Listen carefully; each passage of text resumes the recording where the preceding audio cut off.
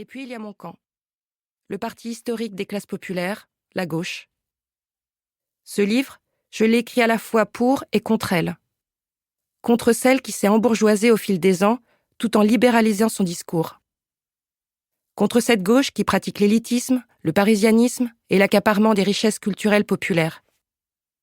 Celle qui est aussi la créatrice de cette arme de destruction massive de la fierté populaire, la figure du beauf.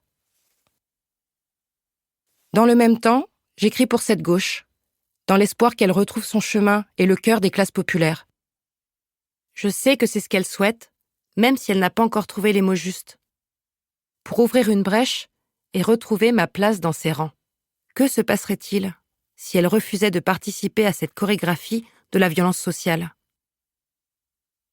Rose Lamy, le 17 janvier 2025. Chapitre 1.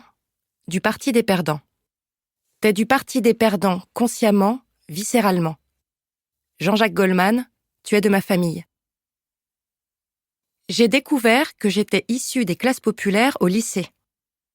Avant, je pensais être plutôt bien située sur l'échelle sociale. J'étais la dernière enfant à la charge de ma famille nombreuse et les choses allaient mieux d'un point de vue économique. Je n'avais plus droit aux bourses d'études comme mes 3 grandes sœurs. C'était la preuve que nous arrivions doucement dans la petite classe moyenne. Je me considérais même comme une héritière. Le legs de mon père m'attendait sur un compte bloqué jusqu'à mes 18 ans. 30 000 €.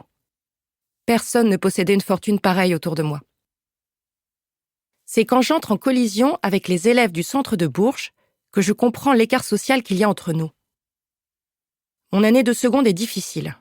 Nous ne sommes que 3 ou 4 élèves de mon collège à nous retrouver dans une classe à dominante centre-ville. Les dames du catéchisme m'avaient conseillé au collège de prendre les options latin et allemand seconde langue pour être avec les bons élèves. La stratégie de distinction sociale fonctionne, mais peut-être un peu trop. Je ne suis pas au niveau. Je passe péniblement en première L, où je m'épanouis enfin. En terminale, je fais partie des bonnes élèves en lettres et en philosophie, et ma professeure principale me prédit un bel avenir à la fac. Un jour, un peu avant le bac blanc de français, les meilleurs de la classe, les quelques rares centres-villes orientés en filière littéraire, sont absents. J'ai le sentiment désagréable de ne pas avoir été invitée à une soirée où se rendaient tous mes amis. À la fin du cours, je me dirige vers le bureau de Madame J qui nous enseigne la philosophie. « Où sont les autres ?» je demande. Elle me répond, un peu gênée, qu'ils passent les concours Sciences Po. « Tu n'y es pas ?» dit-elle dans un soupir. « C'est quoi ?» Anxieuse, comme prise en faute, elle m'explique les enjeux. Je me sens piquée à un endroit que je ne connaissais pas encore. Une sueur froide me traverse le corps.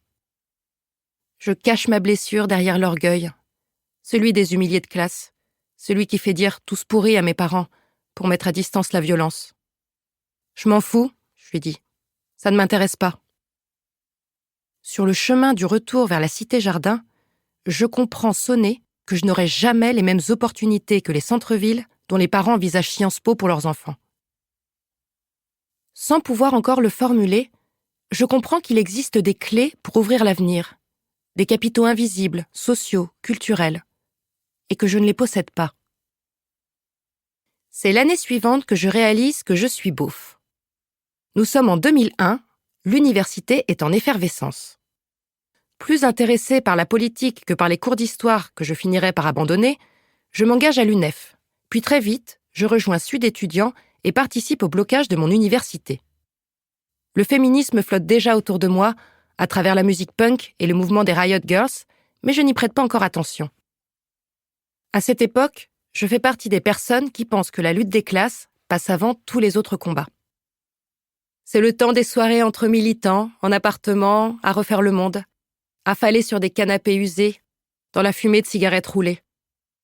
Un monde que l'on souhaite anticapitaliste, altermondialiste et anti-impérialiste. En fond sonore, Noir Désir, Les Berruriers Noirs et d'autres groupes de la scène locale en noir, couleur de l'anarchisme qui nous est cher. Je me souviens d'un soir de fête très arrosé. Je ne sais pas ce que l'on célèbre, car tout était prétexte à organiser des soirées after. Une assemblée générale, une manifestation, un concert.